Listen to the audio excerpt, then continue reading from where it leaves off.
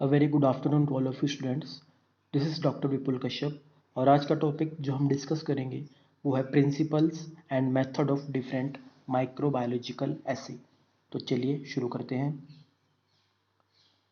तो सबसे पहले आपके पास एक टर्म आती है बायोलॉजिकल एसे। तो बायोलॉजिकल एसे किसे बोलते हैं?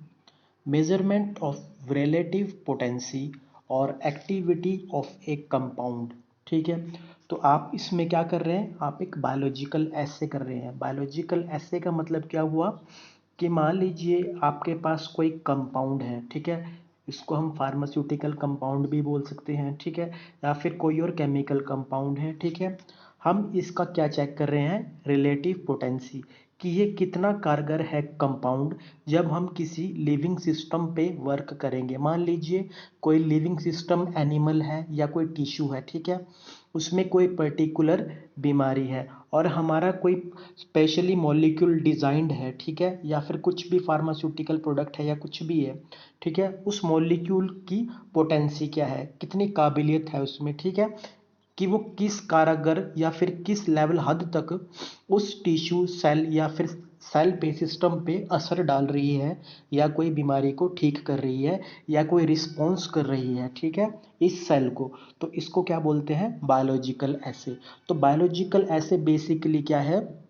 एनिमल मॉडल में ज़्यादातर यूज़ होते हैं या फिर टिश्यू कल्चर्स में यूज़ होते हैं, ठीक है। उसके बाद एक टर्म आती है रिलेटिव पोटेंसी। रिलेटिव पोटेंसी क्या है? It used to express the biological activity. तो ये एक बेसिकली टर्म है रिलेटिव पोटेंसी, ठीक है। क्या है ये? It is used to express the biological activity of sample preparation compare to standard preparation, ठीक है। मान लीजिए कोई आपके पास स्टैंडर्ड ड्रग है, ठीक है, इस स्टैंडर्ड ड्रग की जो प्रिपरेशन है आपको पता है, मगर आपने कंपैरिजन, मान लीजिए कोई अननोन मॉलिक्यूल है, ठीक है, और उसका जो काम क्या होगा, मान लीजिए कोई स्टैंडर्ड ड्रग थी, उसने एक आपने ट्रायल किया, ठीक है, बायोलॉजिकल ऐसे लगाया, उसमें उसका क्या रिस्पॉन्स था स्टैंडर्ड, वो आपको पता है, मान लीजिए कि हमको इसकी रीडिंग पता है, मगर आप जब कंपेयर करोगे अननोन मॉलिक्यूल से, ठीक है, तो ये जो कंपैरिजन है स्टैंडर्ड और अननोन मॉलिक्यूल के बीच में, तो इसको क्या बोला जाता है? बेसिकली रिलेटिव पोटेंसी, ठीक है, स्टैंडर्ड के साथ कंपेयर करना। उसके बाद बात आती है बच्चों माइक्रोबायोलॉजिकल एसे की। अभी तक हमने बायोलॉजिकल ऐसे किया।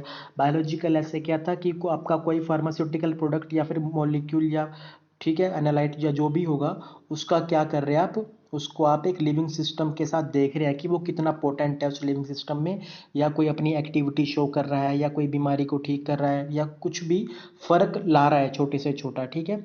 तो अगर यही क्या बोलते हैं, जो मॉलिक्यूल है किसी माइक्रो आपके लिविंग सिस्टम पे टेस्ट करें, तो उसको क्या बोलते हैं? माइक्रोबायोलॉजिकल एसे। आपने बायोलॉजिकल एसे में क्या लिया था? या तो टिश्यू सिस्टम होगा कोई, या फिर कोई एनिमल मॉडल होगा, मगर आप इसमें क्या लेंगे? माइक्रोबायोलॉजिकल एसे में माइक्रो ऑर्गेनिजम्स लेंगे बेसिकली, ठीक है, इनके ऊपर टेस्ट करा जाएगा, ठीक है। तो क्या हुआ? ये biological essay employed on micro organism for determination of relative potency of activity of any microbiological compound, for example antibiotics की प्रिपरेशन और विटामिन की प्रिपरेशन, ठीक है। तो उसके बाद देखा जाता है प्रिंसिपल ऑफ माइक्रोबायोलॉजिकल एसे। तो प्रिंसिपल क्या है माइक्रोबायोलॉजिकल एसे? वेदर आप माइक्रो ऑर्गेनिज्म से एंटीबायोटिक निकाल रहे हैं या विटामिन निकाल रहे हैं, या फिर आप उस माइक्रो ऑर्गेनिज्म को एज अ मॉडल ले रहे हैं, कि आप देखना चाह रहे हैं कि किसी मॉलिक्यूल का उस माइक्रो ऑर्गेनिज्म पे क्या असर है, क्या रिफ्लेक्स दे रहा है, ठीक है। तो ये सारे आते हैं माइक्रोबायोलॉजिकल एसे में, ठीक है। तो प्रिंसिपल क्या है इसका? A microbiological assay relies on the principle that when certain compounds are present in limited amount, the amount of microbial growth respond to the amount of these compound। तो इसका मतलब क्या है? when certain compounds are present in limited amount, मान लीजिए कोई compound है वो कम मात्रा में है, the amount of microbial growth correspond to amount of these compound। अब माइक्रो ऑर्गेनिज्म की मान लीजिए ग्रोथ है इस लिमिटेड अमाउंट के अगेंस्ट क्या प्रतिक्रिया है इसकी, क्या रिफ्लेक्स है इसका, ठीक है। मान लीजिए माइक्रो ऑर्गेनिजम्स यहाँ ग्रो कर रहे हैं, ठीक है, इनकी ग्रोथ, और इस कंपाउंड पे इनका क्या रिफ्लेक्स है, अपने क्या प्रतिक्रिया दिखा रहा है, ठीक है, माइक्रोबियल ग्रोथ इन कंपाउंड के अगेंस्ट, तो उसको क्या बोला जाता है, ये इसका बेसिकली प्रिंसिपल हुआ, ठीक है। The basic procedure of most of microbial assay is same, however the test condition varies, ठीक है। तो ज़्यादातर का सबका एक ही प्रिंसिपल रहता है, मगर इनकी टेस्ट कंडीशंस वेरी है कि अलग अलग कंडीशंस पे किस तरीके से आप ये टेस्ट परफॉर्म कर रहे हैं। The test substances is added to gel liquid, test microorganisms is inoculated on the medium, and the resultant response on the substance by chemicals effect on the test organism is observed। तो simple सी बात है, इसमें करते क्या है, आपके पास test substance है, ठीक है, वो आप किस में डालेंगे, आपके पास कोई जेल होगा, ठीक है, जैसे मान लिया आपका जेल मीडियम है या कुछ लिक्विड है, और आप इसमें अपना टेस्ट माइक्रो ऑर्गेनिज्म डालेंगे, ठीक है। कोई सब्सटेंस है, मैं करना चाहता हूँ टेस्ट मान लीजिए मैं ए मोलिक्यूल है मेरे पास कोई, मैं इसका टेस्ट करना चाहता हूँ, ठीक है, मैंने टेस्ट ए मोलिक्यूल डाल दिया अपने जेल में। उसके बाद कौन सा माइक्रो ऑर्गेनिज्म है, मैं अपने किस माइक्रो ऑर्गेनिजम्स की एक्टिविटी नोट करना चाहता हूँ इस ए मॉलिक्यूल की, ये कोई मेरा एम माइक्रो ऑर्गेनिज्म है, ठीक है, ये हो गया, ठीक है। तो उसके बाद क्या है, आप बस आपके पास ये मीडियम है, आपके पास मॉलिक्यूल है टू बी टेस्टेड, आपके पास माइक्रो ऑर्गेनिज्म है, तो ये सब किस में होता है, ये आपका बन गया एक सिस्टम, ठीक है। It may be it may be growth response. अब जो रिफ्लेक्स होगा आपका, जो आपको पता चलेगा, जो आप नोट करेंगे इस एक्सपेरिमेंट के बाद, वो क्या होगा, या तो आपका कोई ग्रोथ रिस्पॉन्स होगा, ठीक है, which is determined bye counting, जो कि कैसे डिटरमाइन करेंगे, काउंटिंग से करेंगे, ठीक है, माइक्रो ऑर्गेनिजम्स को तो काउंट से करेंगे। अगर मान लीजिए उस मॉलिक्यूल का एक गुड इफेक्ट है तो क्या होगा, नंबर ऑफ माइक्रोबियल कॉलोनीज ज़्यादा आ जाएगी, अगर बैड इफेक्ट है तो नंबर ऑफ माइक्रोबियल कॉलोनीज कम हो जाएंगी। और ऑप्टिकल डेंसिटी पे करेंगे, ऑप्टिकल डेंसिटी से आप क्या कर सकते हैं, ग्रोथ चेक कर सकते हैं, ठीक है, कि इस मॉलिक्यूल की ग्रोथ कितनी ज़्यादा है, आप नंबर काउंट कर सकते हैं इनके, ठीक है। वेट और एरिया, वेट भी माइक्रोबियल मास, ड्राई मास आप कर सकते हैं उनका, ठीक है। तो आप ऑल एंड ओवर ये जो सारे पॉइंट्स हैं इनके बेसिस पे ग्रोथ चेक कर सकते हैं, ठीक है, या ग्रोथ रिस्पॉन्स, ओके।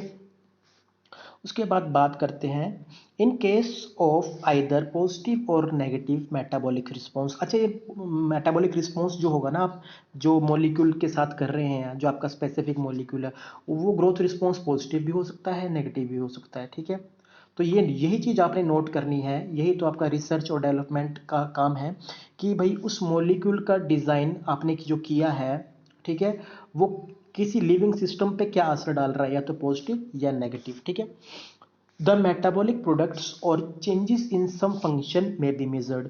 तो आप क्या उस सिस्टम में मान लीजिए किसी माइक्रो ऑर्गेनिज्म के अगेंस्ट आपने कोई मॉलिक्यूल के चेक किया कि ये क्या रिफ्लेक्स देगा, ठीक है, इसके साथ, तो उसमें क्या होगा, या तो आप कोई इसमें प्रोडक्ट मेटाबॉलिक प्रोडक्ट बनेगा, ठीक है, उसका उसमें कोई फंक्शन चेंज होगा जो आप उसको एग्जामिन कर सकते हो, मेजर कर सकते हो। Some of the measurable metabolic response कौन कौन से हैं जो आप मेटाबॉलिक रिस्पॉन्स उस माइक्रो ऑर्गेनिजम्स के टेस्ट कर सकते हैं, अगर आपने कोई स्पेशल मॉलिक्यूल किया है टेस्ट, तो उसमें कौन कौन से, मान लीजिए एसिड प्रोडक्शन हो गया, कार्बन डाइऑक्साइड प्रोडक्शन चेक कर सकते हैं आप उस माइक्रो ऑर्गेनिज्म की, oxygen uptake, nitrate reduction, hemolysis of RBC, ठीक है, तो ये सारे चेक कर सकते हैं। Many therapeutics agent such as antibiotic inhibiting microbial growth और essential growth factors are standardized by microbiological assay. तो ठीक है, तो इन्हीं जो आपके माइक्रोबायोलॉजिकल एसे, इनसे क्या क्या कर सकते हैं आप, बहुत सारी चीज़ें हैं, इस तरह स्टैंडर्डाइजेशन कर सकते हैं आप माइक्रोबायोलॉजिकल ऐसे, बहुत सारे therapeutics such as antibiotic inhibiting microbial growth और एसेंशियल ग्रोथ फैक्टर्स हैं, इनको भी आप चेक कर सकते हैं माइक्रोबियल ऐसे को लगाकर, ठीक है। The activity of antibiotics, vitamin और amino acids is determined by the microbiological acid. तो स्पेसिफिकली किन किन की एक्टिविटी चेक करेंगे आप इसमें, वाइटामिन्स की होगी, एंटीबायोटिक्स और अमाइनो एसिड की एक्टिविटी आप चेक कर सकते हैं, क्योंकि बेसिकली यही तो आपके मॉलिक्यूल हैं, जो रिस्पॉन्स करेंगे किसी लिविंग सिस्टम में, या फिर बताएंगे कि ये बढ़ रहा है, घट रहा है, या फिर इनका इफेक्ट क्या है उस माइक्रो ऑर्गेनिज्म पे। While the potency of such substance is determined by chemical assay, और उसके बाद इनकी पोटेंसी वाइटामिन्स, अमीनो एसिड या एंटीबायोटिक्स की केमिकल टेस्ट से आंकी जाती है। ठीक है, दस microbiological assay of antibiotic, vitamin, amino acid are significantly important. उसके बाद कुछ मेरिट्स की बात करें इनकी माइक्रोबायोलॉजिकल एसे की, क्या है, it is suitable for compounds which can not be asset either by physical और केमिकल। ठीक है, तो ये जो आपका माइक्रोबायोलॉजिकल एसे है, एसे जो है ये उन कंपाउंड्स के लिए है जिनको आप या ना तो फिजिकली तौर पे टेस्ट कर सकते हैं ना केमिकली तौर पे कर सकते हैं। It is used for essay of naturally occurring therapeutic agents. जो नेचुरली ऑकरिंग थेराप्यूटिक्स एजेंट्स हैं आप बेसिकली उनके लिए ये कर सकते हैं। It minimise the mortality rate of animals, very important. तो इसमें क्या है, आप क्या है, सबसे पहले एनिमल जो इन एनिमल मॉडल है उनसे बच रहे हैं आप। तो बेसिकली अब मान लीजिए कोई मॉलिक्यूल को अब टेस्ट कर रहे हैं आप, ठीक है, किसी एनिमल के अंदर, तो खतरा रहेगा ना कि ये आपका जानवर मर भी तो सकता है अगर ये आपका मॉलिक्यूल ठीक से टेस्ट या रिस्पॉन्स नहीं दे रहा है। तो माइक्रो ऑर्गेनिजम्स हम बेसिकली यूज़ करते हैं माइक्रोबायोलॉजिकल एसे में। तो हमको तो कोई नुकसान नहीं है कोई अगर कोई माइक्रो ऑर्गेनिज्म मर जाता है, ठीक है ना। उसके बाद क्या है, it is simple and rapid method as compare to bio assay. तो बायो एसे जो है, जो खासकर हम एनिमल मॉडल या टिश्यू कल्चर्स में यूज़ करते हैं, उससे ज़्यादा सिंपल और रैपिड है। It is used for accurate standardization of medicinal compound. It determines the concentration as well as activity of compound. It does not require large amount of sample and instrument. It its complete procedure can be automated to minimize the duration. उसके बाद कुछ demerits हैं इसके। It require the specific test organism for the assay of particular compound, specificity चाहिए। It demands the maintenance of sterile condition within the laboratory, sterile condition चाहिए, aseptic condition. It may give invalid result due to slight variation in incubation temperature. तो variation आ सकती है इस test में incubation temperature पे। मान लीजिए कोई माइक्रो ऑर्गेनिज्म इस टेम्परेचर पे फेवरेबल कर रहा है, कोई इस टेम्परेचर पे फेवरेबल कर रहा है, तो कई बार थोड़ा वेरिएशन आ सकता है टेम्परेचर को लेकर। It is time consuming process, कई बार ये टाइम कंज्यूमिंग प्रोसेस भी हो जाती है। And it require well trained और एक्सपर्ट इंडिविजुअल, तो ट्रेनिंग मस्ट है इसमें, बहुत एक्सपर्ट इंडिविजुअल चाहिए इसमें। उसके बाद एक इसमें टाइटल है आपका जनरल मेथड्स हैं आपके बेसिकली, ठीक है। कौन कौन से आपके जो जनरल मेथड्स हैं माइक्रोबियल एसे के, सिर्फ इसमें हम ऊपर ऊपर से ही पढ़ेंगे जनरल मेथड कौन है। अगली जो पीपीटी बनाऊंगा मैं उसमें डिस्क्राइब करूंगा कि ये है क्या। एक होता है आपका सिलेंड्रिकल कपलेट मेथड हो गया, एक टर्बिडीमीट्रिक और ट्यूब एसे मेथड हो गया, किसके, माइक्रोबायोलॉजिकल एसे के लिए, ठीक है। सिलेंड्रिकल कपलेट मेथड में आपको पता है पहले से बताया था मैंने, अगार होता है, अगार के अंदर वेल्स क्रिएट कर देते हैं सिलेंड्रिकल वेल्स, और इनके अंदर आप एंटीबायोटिक डाल लेंगे और यहाँ पे आपके माइक्रो ऑर्गेनिज्म रहेंगे, ठीक है। तो जोन ऑफ इनहिबिशन से आप पता लगा सकते हैं, ठीक है, कि आपका कितना कारगर है कोई कंपाउंड। उसके बाद टर्बिडीमीट्रिक मेथड पे क्या होगा, आपके पास मान लीजिए कोई मीडिया होगा, आप मीडियम में क्या करेंगे, आपका मान लीजिए कोई एंटीबायोटिक हुई, ठीक है, और उसके बाद आपका माइक्रो ऑर्गेनिज्म भी हुआ, तो on the basis of turbidity आप पता लगा सकते हैं कि भी आपके जो माइक्रोबियल की कंसंट्रेशन है बढ़ रही है या घट रही है इन द एब्सेंस या फिर प्रेजेंस ऑफ एंटीबायोटिक, ठीक है। तो आप चेक कर सकते हैं बेसिकली एक आपका एंटीबायोटिक का क्या effect on the microbial population, ठीक है। तो बेसिकली ऑल ओवर मैं ये कहूँ कि भाई ये है क्या माइक्रोबायोलॉजिकल ऐसे, किसी भी पर्टिकुलर कंपोनेंट, एंटीबायोटिक हो गया, अमीनो एसिड, विटामिन या कोई भी मॉलिक्यूल, इसका इफेक्ट किसी माइक्रो ऑर्गेनिज्म पे, ठीक है। तो ये हुए आपके माइक्रोबायोलॉजिकल ऐसे। आई होप आपको समझ आया। Thank you.